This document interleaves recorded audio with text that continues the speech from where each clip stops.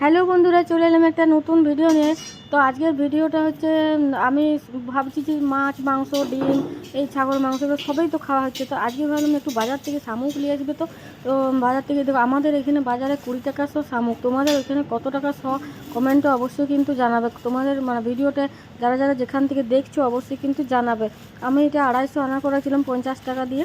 আর এই যে দেখো, এটাকে প্রথমে আগে কিন্তু নুন দিয়ে দিতে হবে। নুন দিলে কী হয় বলো তো, এই কাঁটাগুলো যা থাকে না একটু একটু ছোটো ছোটো, সেইগুলো কিন্তু বেরিয়ে যায়। তারপরে জল দিয়ে নুন দিয়ে খানিকক্ষণ ভিজিয়ে দেবো, মিনিট 10-15। তারপরে এটাকে আমি চটকায় চটকায় বাচ্চাকে ধুবো, বুঝলে। যত ধুবে তত কিন্তু নোংরা বেরাবে। তো যতক্ষণ না মানে সেই সাদা জলটা বেরাচ্ছে, পরিষ্কার হচ্ছে, ততক্ষণ কিন্তু তোমাকে ধুয়েই যেতে হবে। অমনি তো খাওয়াটা নয় বলো, এগুলো কিন্তু কষ্ট আছে। খাবারটি বড় সুন্দর লাগে, কষ্ট মানে করতে হতে হবে।